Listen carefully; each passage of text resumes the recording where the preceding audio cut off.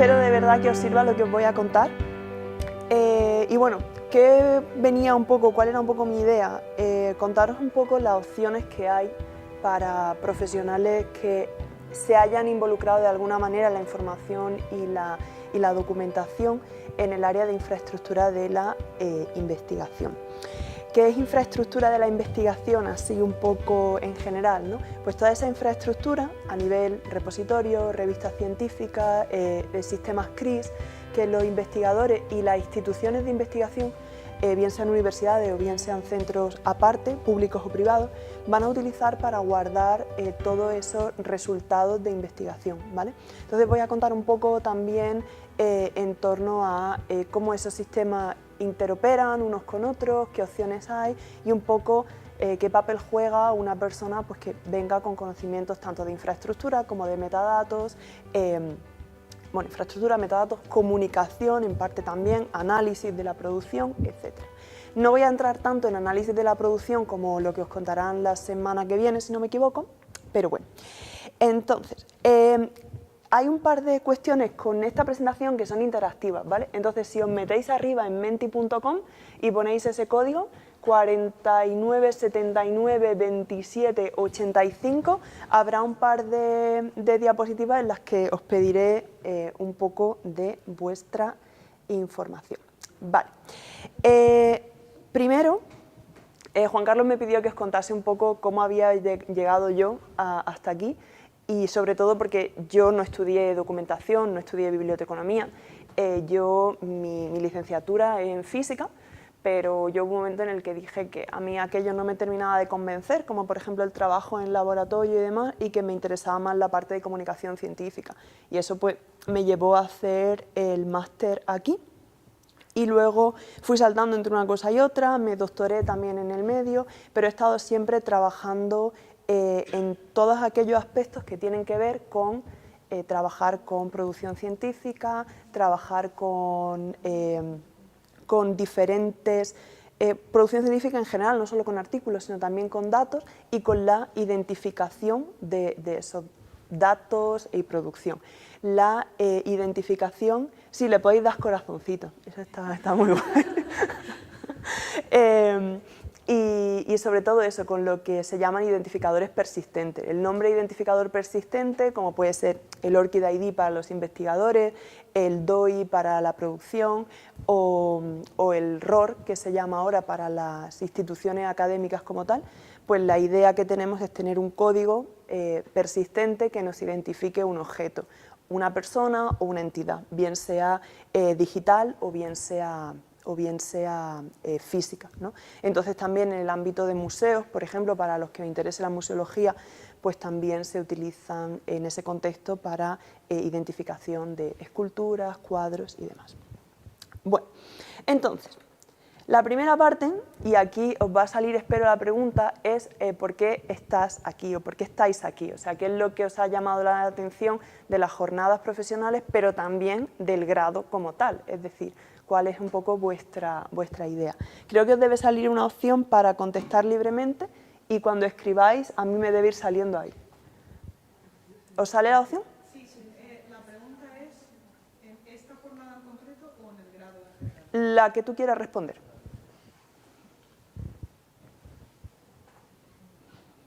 Así también me sirve un poco para saber yo, ¿por qué elegiste esta carrera? No me daba la nota para hacer otra, es la carrera más bonita que yo he querido hacer siempre, por el crédito gratis, me parece perfectamente. Vale.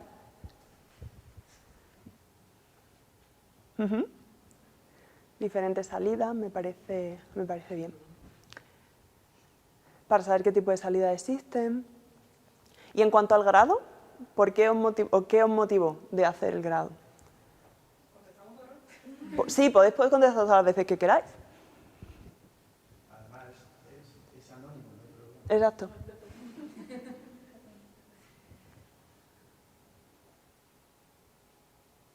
Porque no puedo entrar en trabajo social me parece una respuesta también muy sincera.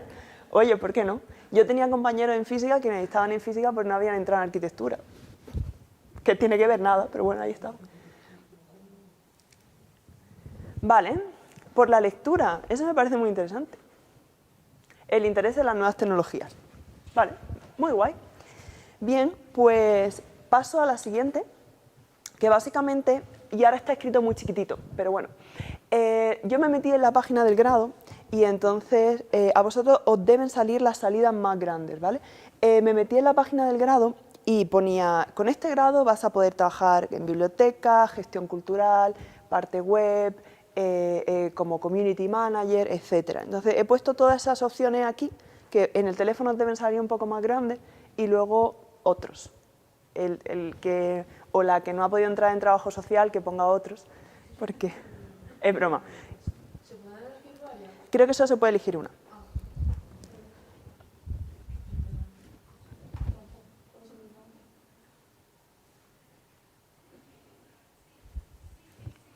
Ahora tengo que acercarme yo.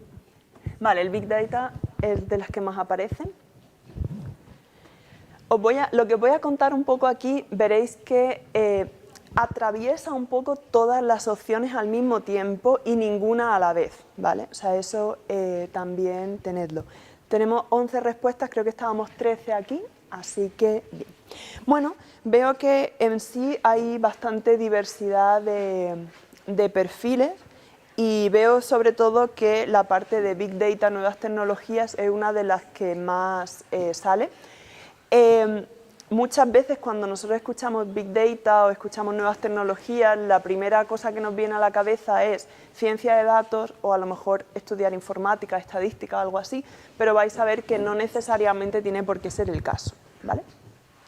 Bueno, bien, entonces, paso un poco a haceros la siguiente pregunta. Un segundo, que haya un poquito grande. Mira, veis que ahí arriba... Bueno, ya no hay más preguntas interactivas, pero podemos volver para atrás.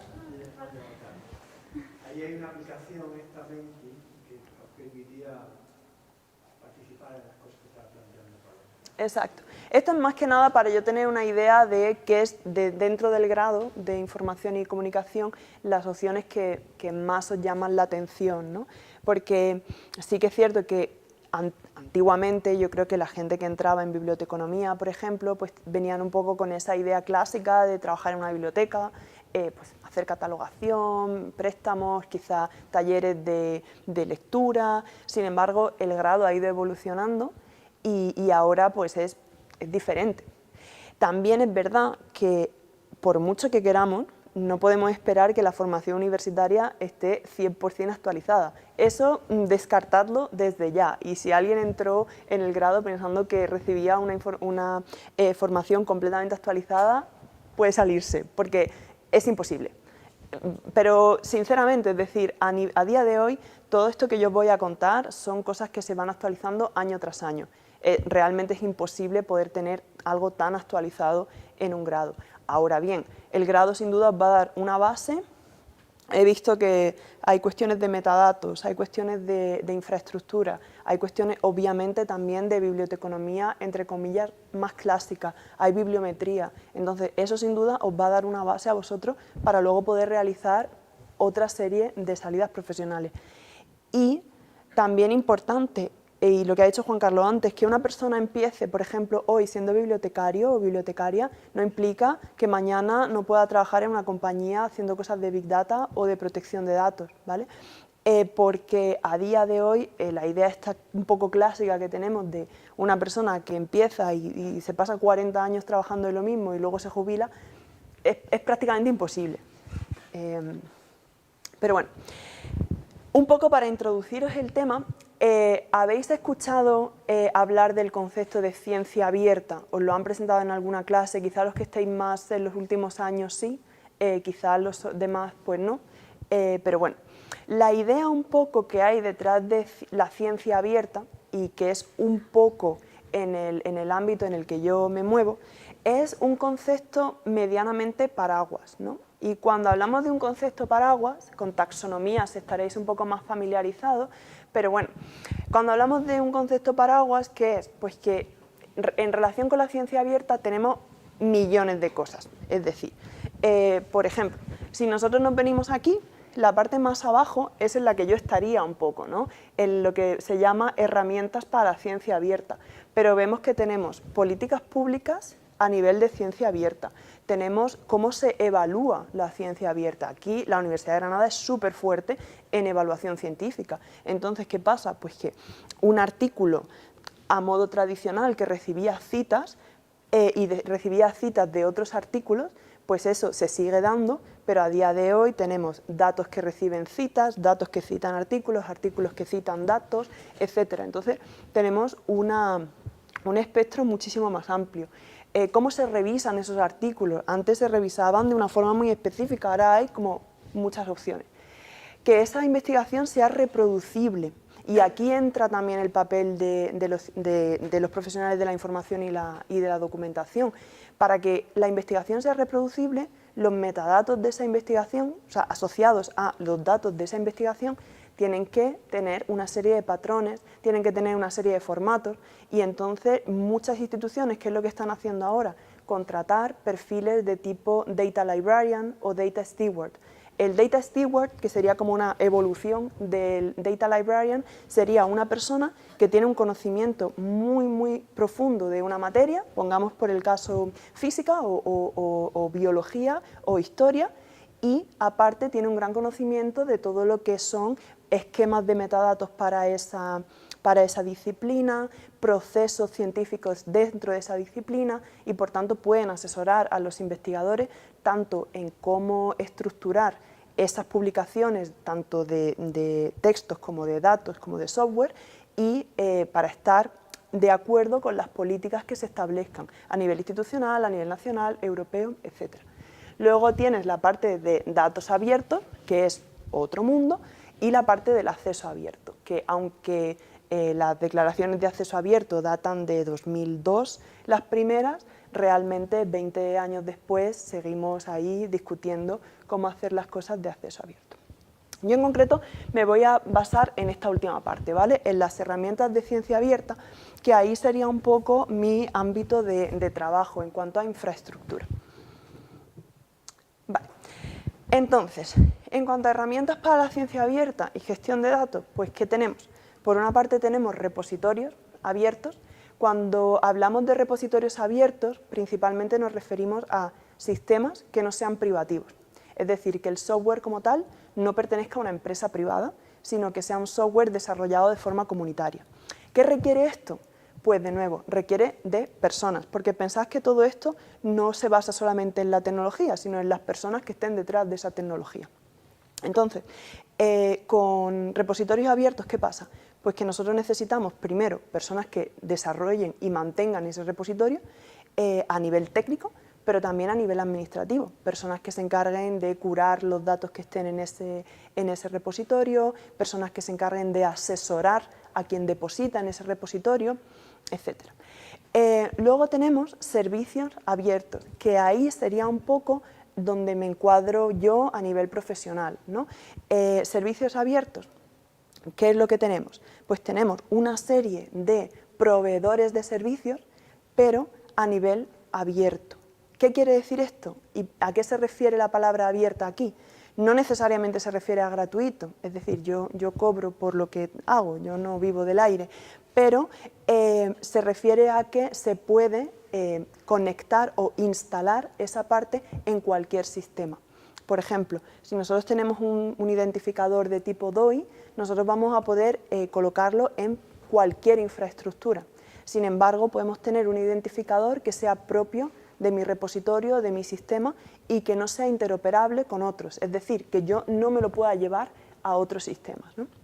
Y lo mismo con las herramientas para flujos de trabajo abierto, que al final nos basemos en unos formatos, en unos códigos que sean interoperables entre diferentes herramientas, ¿vale? Y eso entra también un poco dentro del hecho de que a la hora de publicar o de presentar resultados de investigación no se presenten solamente los resultados como tal, sino también los procesos que nos han llevado a obtener esos resultados. ¿Por qué se conecta todo esto?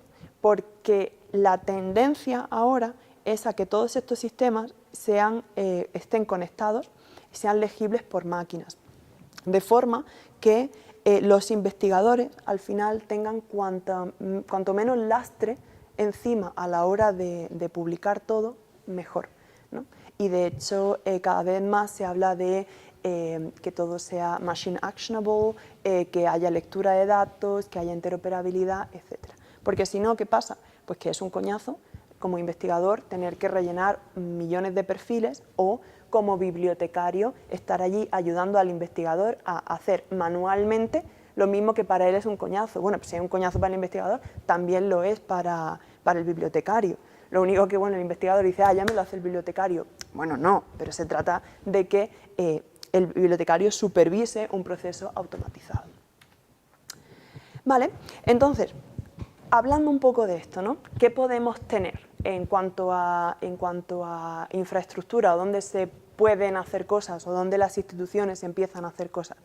Pues, por ejemplo, en los repositorios. Aquí he puesto el caso el de la Universidad de Granada, que no es perfecto, pero va en una buena línea, utiliza un software abierto que es DSpace, en una versión que podría estar más actualizada, pero bueno, siempre hay motivos para no actualizar alguna versión y obviamente detrás del repositorio hay personas que están gestionando que la información que llegue allí llegue de buen estado y se pueda reutilizar luego. Otra opción, lo mismo, pero con datos, ¿no? Aquí os he puesto el caso de la Universidad Técnica de Viena. Yo estuve trabajando un poco en el desarrollo conceptual de este repositorio, no tanto en la programación como tal, y esto fue el resultado de un proyecto, es decir, una unidad, que era la unidad de gestión de datos de investigación, que se creó nueva y en la cual estábamos 4 personas y 2 satélites, por así decirlo. Llevamos a cabo una serie de entrevistas con investigadores para saber cuáles eran sus necesidades de cara a publicar datos, qué necesitaban en cuanto a infraestructura, qué era lo que no tenían, ¿no? Y a partir de ahí, una vez que ya teníamos las necesidades establecidas de qué es lo que queremos que nuestro sistema haga, pues analizar unas prestaciones de una serie de software. En este caso, al final, nos decidimos por Invenio, que también es un software de código abierto, en este caso especializado en repositorios de datos. Obviamente luego ya entra la parte de programación, que en esa no necesariamente tiene por qué entrar un profesional de la información y la comunicación. Que resulta que ese profesional ha desarrollado unas habilidades de programación altas, bienvenido es también, que conste, ¿eh? Es decir, no quiere decir que si a día de hoy no tenéis habilidades de programación, no las podéis desarrollar mañana y desarrollar vosotros también un repositorio, ¿vale? Y la otra opción, a nivel infraestructura científica, lo que más se suele comentar, pues son las plataformas de revistas, ¿no? Las plataformas de artículos. En este caso he puesto el portal de revistas de la Universidad de Málaga, que también se basa en un software de código abierto que es Open Journal System o OJS. ¿Y qué es lo bueno que tiene la versión 3 en adelante? O sea, 3.1, allá van por la 3.3 de OJS. Pues precisamente que lo que he comentado anteriormente de interactuar con otros sistemas, de poder leer datos, intercambiar datos, pues está muy bien desarrollado. Entonces tenéis como gestores de esa revista la posibilidad de instalar un plugin que conecta con ORCID, otro plugin que conecta con Crossref para registrar los DOIs, otro plugin que conecta con el registro de institución, de manera que al final tenéis una entidad autor identificada con su institución, con su propio identificador de autor y la publicación, ¿no? Y al final pues tenéis esa arquitectura de todas las cosas conectadas, que en parte está muy relacionado con los sistemas de datos, ¿vale? Y por último, en cuanto a conceptos, están los principios FAIR, que no sé si habréis escuchado hablar de ellos, pero también a nivel de áreas de trabajo, en este campo se empezarán a desarrollar muchas. ¿Por qué? Porque detrás de FAIR existe una entidad global que se llama GoFair y se están empezando a iniciar nodos nacionales en diferentes países, ¿no? Yo participé en la creación del nodo austríaco, que ahora mismo ya está en funcionamiento, y que de forma similar a otros nodos en torno a datos que hay, pues también requieren de profesionales que trabajen en ellos, ¿no? Tanto a nivel formativo y de instrucción, como a nivel de políticas públicas, cómo se van a desarrollar, etc. Entonces, los principios FAIR en cuanto a datos, ¿qué nos dicen? Si os acordáis de un par de transparencias anteriores, se hablaba en ciencia abierta de la reproducibilidad, ¿no? Entonces, la situación a la que nos enfrentamos ahora, y de esto podréis escuchar hasta incluso a Ursula von der Leyen hablando, de la cantidad de datos a la que estamos expuestos, Big Data, etcétera, datos masivos, heterogéneos y tal, pero ¿qué es lo que nos pasa? Pues que no los tenemos de forma que los podamos utilizar después, ¿no? Entonces, estos principios hacen referencia a que los datos se puedan encontrar, es decir, que no sea una marabunta de cosas que yo he subido a internet a lo loco, sino que de alguna manera pues estén alojados en repositorios, etcétera, que sean accesibles, es decir, primeramente que tengan un identificador y segundo que tengan un formato lo más interoperable, lo más abierto posible, porque claro, imaginaos que os habrá pasado alguna vez, ¿no? Vosotros estáis con una tabla de Excel, por ejemplo, y la abrís, es decir, guardar en modo compatibilidad, hay posibilidad de pérdida de datos y luego la persona lo quiere abrir 5 años después y le salen interrogantes, rayitas y es imposible, ¿no? Entonces, claro, para evitar eso, ¿qué opciones tenemos? Pues intentar utilizar los formatos lo más abiertos posibles. ¿Qué pasa? Que muchas veces los investigadores no necesariamente están al tanto de todo y ahí es donde entra la labor de un profesional que sí que esté empapado de todo esto y pueda echarles una mano. Esto se aplica también a la parte de interoperabilidad y por último a la parte de reutilizar, ¿no? Si os fijáis ahí pone el simbolito de las Creative Commons, ¿no? Que son un tipo de licencia que se puede utilizar sobre todo para datos y para publicaciones, pero sin embargo si estamos hablando de software ahí vamos a necesitar unas licencias diferentes, GNU u otras. Otro punto muy importante a nivel de desarrollo profesional, ¿cuál es? Pues poder encajarse ahí, poder encajarse en un experto en licencias para eso, ¿no? Y de hecho, si os fijáis, pues creo que Creative Commons tiene incluso una certificación propia, etcétera, ¿no? Vale, entonces, ¿hay algo más de esto? Pues sí, resulta que a día de hoy estamos dentro de un movimiento en torno a los datos de investigación y sobre todo en torno a los servicios de datos y lo que se llama las arquitecturas federadas.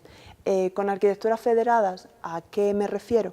Pues me refiero a que no necesariamente tenemos que tener una única arquitectura, es decir, no necesitamos tener un repositorio a nivel de todo el país o a nivel de toda Europa, pero sí necesitamos que esos sistemas puedan hablar entre ellos, ¿no?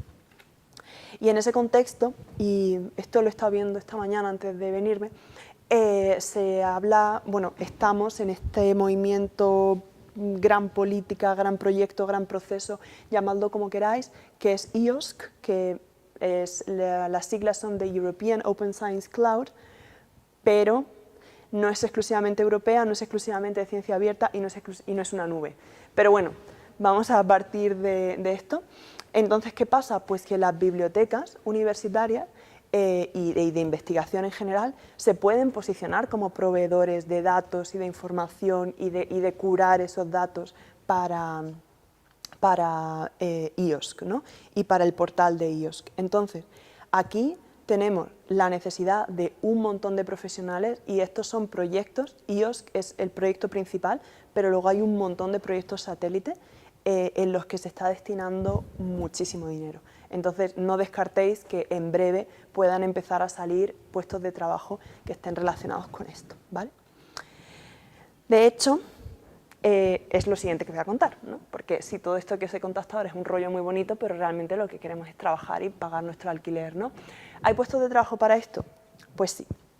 Aquí os he puesto uno que se ve muy chiquitito, pero bueno, este salió hace un mes, creo, ya las solicitudes están cerradas.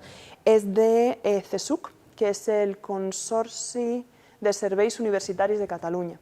Y este en concreto son para proyectos que están indirectamente relacionados con iOS, que es lo que señalaba antes, y bueno, luego os pasaré las diapositivas también, pero aquí pone el principal requisito es graduación, o sea, grado en Ingeniería de Datos, Estadística Física, Informática o Información y Documentación. Es decir, ya se espera que una persona graduada en Información y Comunicación tenga un perfil en ese sentido. Luego pide pues, conocimientos de esquemas de metadatos, etcétera, ¿no? Es decir, esas opciones están ahí. En este caso, por ejemplo, al ser de Cataluña, pues el catalán es un requisito, pero habrá otros en los que el catalán no sea un requisito. Y de todas maneras, el catalán se puede aprender, no es una cosa tampoco muy complicada. Y estos puestos de trabajo pues tienen un salario bastante decente. No es tampoco que os vayáis a hacer millonarios como curadores de datos, pero tienen un sueldo que yo creo que es aceptable, la verdad. Otro ejemplo, Crossref, que es la empresa que, bueno, una de las agencias a nivel mundial de registro de DOIs, ¿vale? Este en concreto es un Technical Community Manager. No os dejéis guiar por las palabras Community Manager. Normalmente, si las escuchamos en España, vamos a pensar en una persona que trabaje con las redes sociales, pero no es el caso aquí, ¿vale? Aquí, en concreto, se requiere de una persona que precisamente ayude con el identificador persistente error, que es el que he mencionado antes, ¿no? Para instituciones de investigación, y básicamente promoverlo a través de todo el sistema global de comunicación académica, que es todo lo que he venido mencionando hasta ahora. Este en concreto sí que dice que un perfil junior, o sea, de inicio, probablemente no sería elegido, a no ser que de repente sea un perfil espectacular. Pero eso no quiere decir que no pueda ser un objetivo, es decir, una persona puede haber empezado haciendo unas prácticas a nivel de biblioteca o del CRAI y luego haber profundizado un poco más y al final poder ser un candidato a este tipo de empleo, ¿vale? Como Crossref, pues hay DataSite o ORCID, que es donde yo trabajo, donde suelen salir puestos de este tipo también. Luego, otro ejemplo que me encontré también, se parece entre bastantes comillas al primero que he puesto. Este es en concreto el técnico de gestión de la biblioteca virtual. De hecho, este puesto ya está cerrado, pero me parece que yo he hablado con la persona que lo obtuvo. Básicamente, ¿qué se necesita aquí? Una persona que ayude con el repositorio de la Junta de Andalucía, en concreto de la Fundación de la Fundación Progreso y Salud, se llama. Y pues nada, es un repositorio DSpace también, y luego aparte tienen otra herramienta que es Impactia, que lo que hace es un poco pues analizar la publicación y demás. Este tipo de ofertas, por ejemplo, pueden ser una oferta puente, donde se puede trabajar un tiempo y ganar las habilidades para la anterior, por ejemplo. Vale, entonces, muy bien, pero aparte de la carrera, ¿qué hago? ¿No? Bueno, pues yo una cosa que creo que si no lo tenéis debéis hacerlo es afianzar el inglés. Y que conste que yo soy muy crítica con esto, porque yo entiendo que los que no somos nativos del inglés tenemos de por sí una desventaja innata frente a los que sí lo son. ¿Por qué? Porque el tiempo que una persona puede estar estudiando metadatos, estudiando esto, aquello, no sé qué, nosotros lo tenemos que emplear estudiando inglés. Entonces, al final, siempre va a haber esa diferencia. No obstante, cada vez más, y si echo un pelín para atrás, ¿qué pone ahí? Global Scholarly Communication Ecosystem. Entonces, se requiere que esto sea global. Entonces, se requiere que no solamente un señor en Estados Unidos y un señor en el Reino Unido y otro señor en Australia se enteren de qué va la cosa. Por lo tanto, cada vez más, sobre todo en este tipo de puestos, cuando se habla de Community Manager o como el que yo tengo, que es en el área de Engagement, se requiere que se hable más idiomas. Una persona que solo hablase inglés tampoco las tendría todas consigo en este tipo de trabajo, ¿vale? La otra, no cerrarse al mundo de los datos, es decir, si a uno lo que le interesa y lo que le ha interesado desde siempre es la promoción de la lectura, por ejemplo, me callo, o sea, no pasa nada. Pero sí que es cierto que el mundo de los datos va a ser primordial para todo lo que he contado anteriormente. Entonces, tener esas habilidades, entenderse con un poco de programación básica, entenderse con metadatos, entenderse con APIs o aplicaciones de programación de interfaces, etcétera, eso va a ser necesario. Ahí os he puesto un ejemplo de una colección de recursos pues más destinado un poco al desarrollo profesional en torno a Data Librarian. Y si pincháis vais a ver que la primera del medio, me parece, es precisamente sobre identificadores persistentes, ¿vale? Y luego, por último, no centrarse en un solo tipo de actividad, es decir, que podéis hacer muchísimas cosas, que se puede trabajar desde un curador de metadatos lo más estricto, una persona que dentro de la biblioteca gestione el repositorio, haga formación y trabaje con políticas, una persona que esté más centrada en protección de datos en todo lo anterior, es decir, que una sola opción y un perfil clásico prácticamente ya no hay. Y luego, por otra parte, es que, y esto a mí me hacía mucha gracia en Austria, pensad un poco en saliros de la descripción de vuestro trabajo también. Es decir, que si encontráis un trabajo que os pidan ABC, si vosotros tenéis que hacer C1 un día, no pasa nada. Y de hecho eso se valora. Obviamente tampoco que vosotros os inventéis por completo vuestro puesto de trabajo, pero sí que yo recuerdo que había gente que me decía, eso no está en mi descripción de trabajo, y no lo hacían. Y ya está, no es que eso no está en mi descripción de trabajo ya, pero es que tu descripción de trabajo es de hace 20 años, normal que no estuviese, pues que a lo mejor esto ni siquiera existía, ¿no? De hecho, por ejemplo, ORCID hace 20 años no existía, entonces probablemente en tu descripción de trabajo de hace 20 años ORCID no aparezca, ¿no? Y eso pues también. Y sobre todo, y también os lo digo, una posibilidad es que no necesariamente tenéis que ir a un centro de trabajo presencial, es decir, que muchas de estas cosas las vais a poder desarrollar a nivel teletrabajo y eso también pues, os da una flexibilidad a vosotros. Y ya me callo y me podéis preguntar lo que queráis. Muchas gracias, Paloma.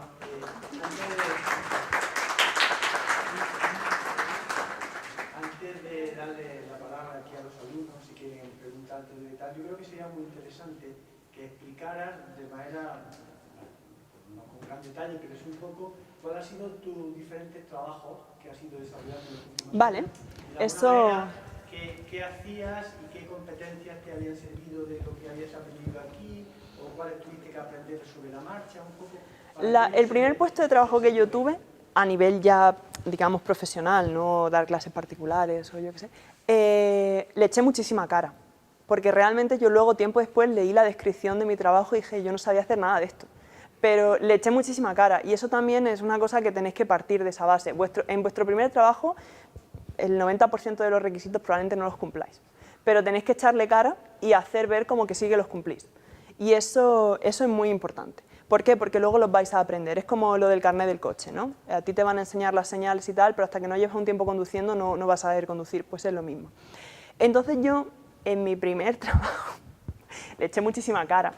Yo inventé que había estado gestionando algunos eventos mientras estaba en el máster, lo cual era mentira, pero podría más o menos justificarlo. También dije que todo lo que yo había aprendido en el máster sobre web y sobre posicionamiento web de información y demás, pues que estaba muy bien, y también todo lo que había aprendido a nivel de servicios de recomendación, ¿vale? Lo maquillé eso muchísimo y conseguí el primer trabajo que tuve, que fue en la Biblioteca Nacional de Ciencia y Tecnología de Alemania. Y ahí, ¿a qué me dediqué? Pues estuve en un portal de vídeos científicos, ¿vale? El portal que podéis acceder se llama TIB AV Portal. Y básicamente era un portal que había empezado 4 meses antes de que yo empezase.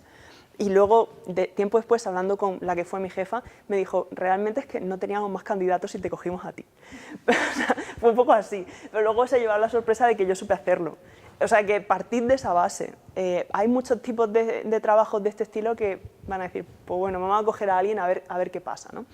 ¿Qué hacía el portal como base? Pues analizaba los vídeos, los indexaba a nivel de Optical Character Recognition y también a nivel de procesamiento de audio y sacaba unos metadatos generados por cada sección o por cada fragmento del vídeo, ¿no? Eso generaba un montón de datos sobre esos vídeos.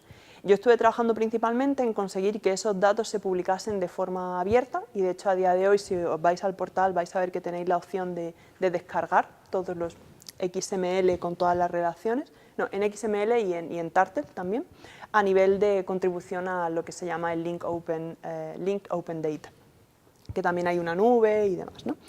Y luego la otra parte fue intentar charlar con las editoriales científicas para que incluyesen vídeos científicos en sus publicaciones. Y de hecho a día de hoy, si os vais a... Esto antiguamente cuando yo estaba allí lo hacíamos en conjunto con una editorial, ahora la propia biblioteca sacó su propia plataforma de publicación y tienen vídeos también allí, ¿no? Entonces enlazan los dos portales con sus correspondientes identificadores persistentes. Luego hice mi doctorado y un poco antes de terminar el doctorado, si os decidís por hacer un doctorado, intentad que os llevéis bien o lo mejor posible con vuestro director o directora de tesis. Intentad que sea alguien que esté presente y si no, decidlo, ¿vale? Porque yo básicamente durante mi doctorado pues di bastantes palos de ciego. Entonces al final publiqué una cosa que creo que puede tener interés, es decir, no creo que todo sea una basura, pero creo que podría haber estado muchísimo mejor si hubiese tenido la orientación correcta. Todo tengo que decirlo. Pero me traje mucho la idea de conectar publicaciones con datos, con vídeos, con software, todo esto con sus correspondientes identificadores persistentes y cómo los investigadores evolucionarían con todo esto, ¿no?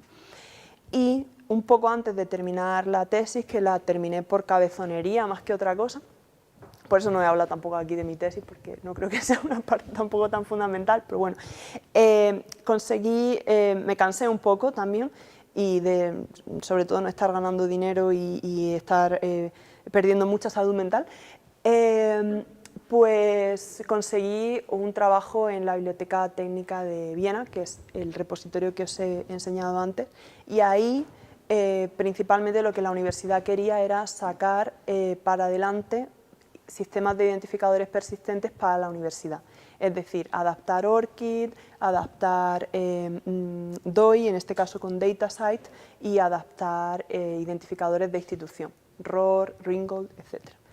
Y aparte, ser la entidad que coordinase el consorcio de ORCID de Austria, que un consorcio de ORCID son básicamente varias instituciones que se juntan para implementar ORCID como parte de sus sistemas, ¿no? Aparte de la promoción, del identificador, etc. Entonces, pues yo me dediqué a eso, a poner en marcha el consorcio de ORCID en Austria, y cuando ya defendí mi tesis, y yo creo un poco porque lo debía hacer bien, gestionando el consorcio, el propio equipo de ORCID pues me dijo que había una vacante y que se me quería unir al equipo. O sea, pasé obviamente el proceso de selección y demás, y desde entonces, que fue una semana después de que empezase la pandemia, o sea, ya hace 2 años y un par de meses, empecé en el equipo de ORCID, y desde entonces pues estoy ahí.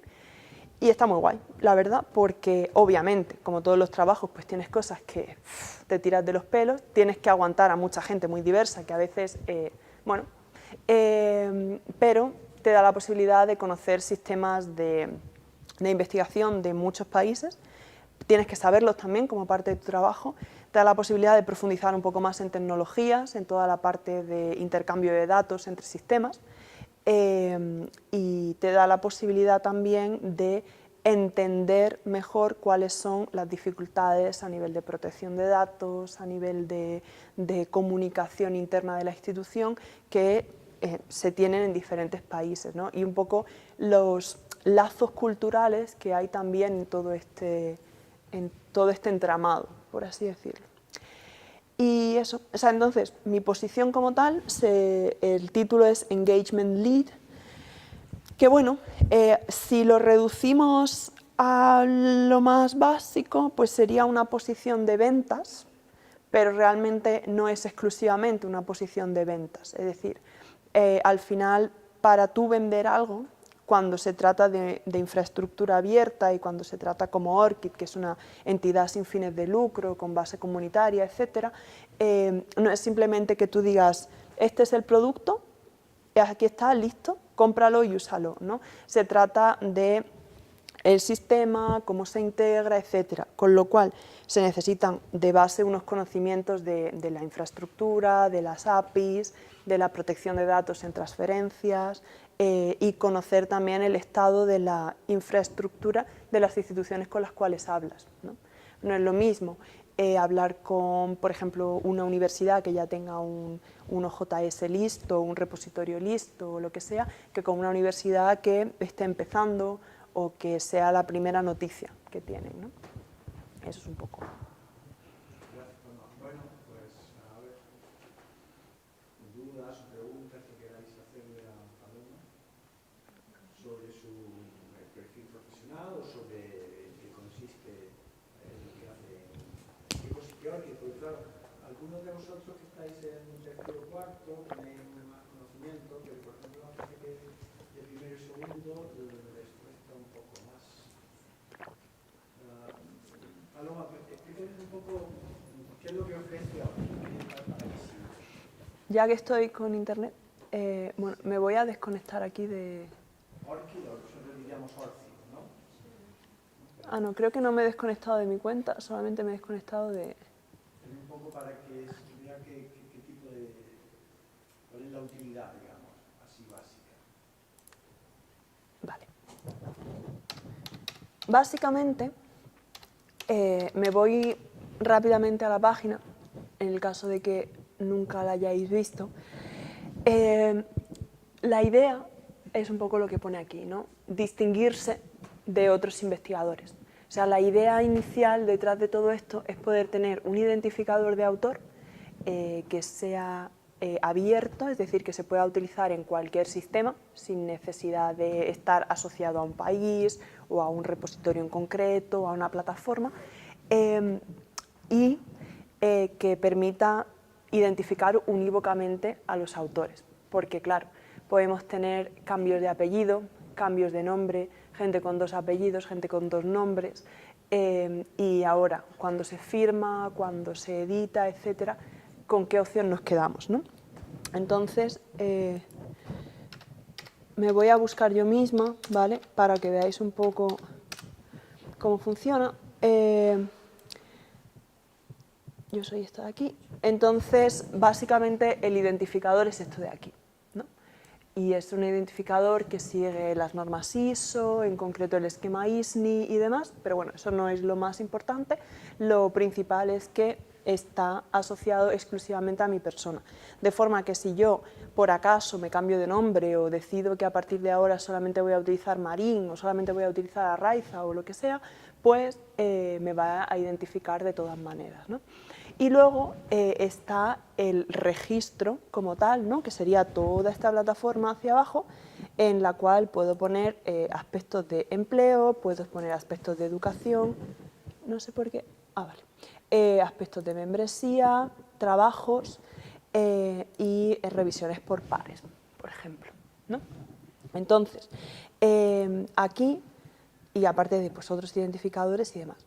¿Cuál es la idea detrás de todo esto? Pues que obviamente, si vosotros os fijáis aquí, la fuente de estos datos, en este caso es ORCID directamente, en este caso soy yo, por ejemplo, ¿no? O si me voy a trabajos, aquí vemos que la fuente es Crossref. Y aquí la fuente vuelve a ser yo. Aquí la fuente es DataCite, ¿no? Entonces, cuando la fuente no es el autor, eso implica que todos esos datos han llegado aquí por conexiones entre sistemas, ¿vale? Entonces, lo que yo hago precisamente es conseguir que esas conexiones entre sistemas sean viables hablando con las diferentes instituciones para que realmente establezcan esa conexión. Esa conexión se hace de forma bilateral, es decir, no es solamente que Crossref o una universidad estén empujando datos hacia ORCID, sino también puedan leer datos desde ORCID y al leer datos puedan alimentar también sus sistemas. Y todo eso es lo que se llama reutilización de metadatos. Y a día de hoy lo que se está haciendo es pues, sacar bastantes estudios en cuanto a financieramente cómo beneficia a las instituciones académicas, a las agencias de financiación de la investigación, a las editoriales, esa posibilidad de reutilizar metadatos. Por ejemplo, ahora algo que está bastante en tendencia es para las publicaciones en acceso abierto, la mayoría de las instituciones tienen un fondo de publicación en acceso abierto, de forma que si tú eres el autor, tú puedes llegar y decirle a tu institución, oiga, quiero que me pague las tasas de proceso del artículo, y la institución destina parte de esos fondos, ¿no? Y para poder gestionar un poco todo eso, también se está haciendo mucho hincapié en el uso de ORCID para identificar en qué institución está afiliado el autor y de esa manera poder mandar un aviso a la institución de origen y decirle, creo que aquí tiene usted una publicación que puede financiar, y así. Es decir, se está hablando ya no solamente de tener una lista de publicaciones y ya está, sino también un poco de esos contextos. Y en todos estos ámbitos, los profesionales de la información y la comunicación, pues obviamente, bueno, información, comunicación, documentación, obviamente tienen considero yo, un papel fundamental.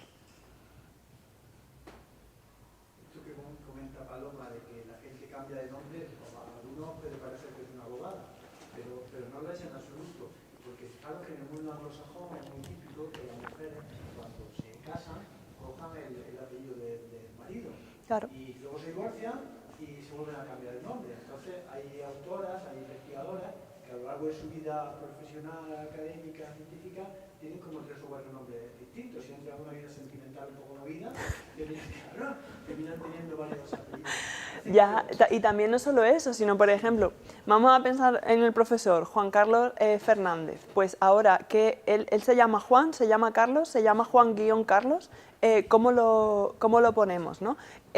Lo mismo con dobles apellidos, si se firma solo con uno, las bases de datos en su mayoría acaban cogiendo la primera ristra como nombre, la última ristra como apellido y todo lo que quede en el medio son nombres intermedios. Entonces, muy probablemente, si vosotros publicáis en algún momento algo, apareceréis como nombre de pila, último apellido, a no ser que solicitéis que sea diferente, ¿no? Y luego está el cambio o la combinación en apellidos, también puede existir el cambio en nombre propio. Ya no solo porque a ti te guste que te llamen no sé, si te llamas Francisco, que te llamen Paco, y tú quieras que Paco sea tu nombre de uso normal, o te llamas Rosario y quieres que te llamen Charo, por ejemplo, sino también por el hecho de que tú puedas cambiar tu nombre propio por el motivo que sea. Entonces, también, ¿qué pasa?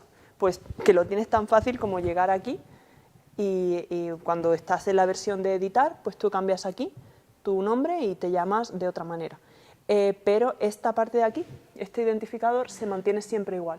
Por lo tanto, todo lo que se asocia a ese identificador continúa siendo del autor. Y se quitan problemas de cambio de nombre o a la hora de analizar la publicación de una universidad, pues, se tienen millones de José García y ahora ¿qué hacemos?, ¿no? Bueno, a ver, animaros y preguntarle alguna cosa concreta de cualquier cosa que se os ocurra. Si no, yo de todas maneras dejaré mi contacto y me podéis preguntar lo que queráis. ¿Dónde trabaja ella físicamente? En mi casa. En pijama si quiero a veces, arreglada a otras, depende de las reuniones que tenga. Pero sí, o sea, eso también tenedlo en cuenta, que no hace falta necesariamente que vayáis de traje y corbata a un sitio presencial.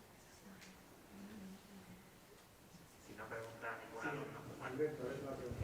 Bueno, yo soy antiguo alumno de la facultad, ahora mismo soy investigador postdoctoral y soy profesor de muchos de los alumnos que hay aquí ahora, son de primero y segundo, a lo mejor por eso no se atreven todavía a preguntar.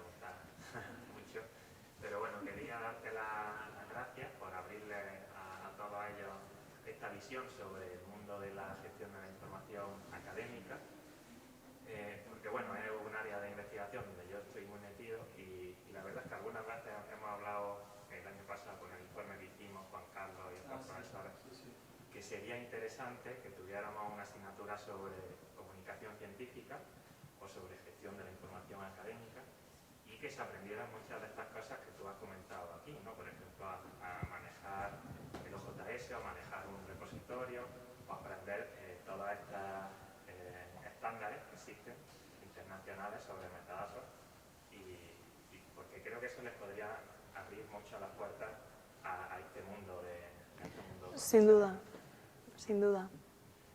Y nada, entonces muchas gracias. Nada, gracias a todos vosotros por venir. Y Sí, que a la hora, por ejemplo, de todos los trabajos y demás, se han visto portales como por ejemplo el de la Junta de Andalucía y has comentado varios proyectos, pero a la hora de acceder a ellos, ¿cómo te puedes enterar de esos proyectos que van surgiendo? sé que lo que voy a decir puede parecer un poco raro, sobre todo después de que Elon Musk haya comprado Twitter, pero Twitter... o sea, parece una tontería, pero yo de la mitad de las cosas, bueno, de la mitad no, pero del 80% de las cosas que me entero por Twitter. Sí que es cierto que hay algunos portales, lo que pasa es que pues, son en su mayoría más del mundo anglosajón, sobre todo, y del mundo germanohablante. Por ejemplo, hay una página que se llama Open Biblio Jobs, y ahí aparecen muchos, sobre todo de Alemania y de Austria, pero también aparecen algunos a nivel internacional, que tengan la sede física pues, en Luxemburgo o similar y se pueda hablar en inglés también. Yo, de hecho, el primer trabajo que yo tuve, el de la universidad, en la biblioteca alemana, lo encontré ahí, en esa plataforma. Pero Twitter, siguiendo a todas estas, siguiendo a ORCID, siguiendo a Crossref, a DataCite, a ROR, o sea, a partir de ahí vas encontrando mucho. En Gopher también publican puestos de trabajo relacionados y demás. Aquí en España hay una lista de difusión que se llama IWETEL o IWETEL, IWETEL, que la gestiona la Red Iris. Y ahí se mandan correos e información de todo tipo, a veces incluso cosas que dirías fuera, no lo voy ni a abrir porque no me interesa, pero también se suelen mandar a veces empleos más en esta dirección, porque luego hay otra lista de difusión que se llama Infodoc, donde lo que va a aparecer son más empleos, también Infodoc también es de Red Iris, igual que IBETEL, pero van a aparecer más cosas relacionadas con oposición a bibliotecarios, o sea, algo un poco más como biblioteconomía más tradicional, por así decirlo. Pero en la otra de IBETEL de vez en cuando aparecen también este tipo de ofertas. Hay un portal internacional, pero que luego tiene versiones que se llama Indeed. Indeed, como la palabra inglesa significa efectivamente, Indeed, ¿no? Pues Indeed tiene todo tipo de trabajos, todo tipo de países. Y luego también otra cosa, aparte de Twitter, en LinkedIn se puede poner en la opción de trabajos, se puede filtrar. Entonces, todo esto acaba en LinkedIn también, es decir, todos los puestos de trabajo relacionados que he estado comentando. Si que vosotros ponéis una serie de filtros, qué sé yo, Data Librarian, Data Curator, lo que sea, ¿no? Os podéis crear incluso alertas y van saliendo también ofertas, que no siempre están relacionadas tanto con el mundo más de infraestructura académica, que es lo que yo he comentado, a veces un poco de infraestructura general también, pues a nivel empresa, etcétera, pero que no dejan de ser áreas de trabajo en las que se puede entrar. Y a ver, un trabajo en ORCID, un trabajo en DataCite o en Crossref, son trabajos corporativos, es decir, no es como un trabajo en una institución pública, eso está claro. Pero están un poco en el puente entre trabajar en una gran corporación, nosotros somos 35 personas, no somos más, entre trabajar en una gran corporación que a lo mejor tienes 700 coworkers, ¿no? Y luego trabajar en una empresa en la que sois 35, ¿no? Un poco esa diferencia. El mundo de las startups también, miradlo, porque muchas veces también aparecen este tipo de perfiles en empresas que a lo mejor son 5, 6, 7 personas.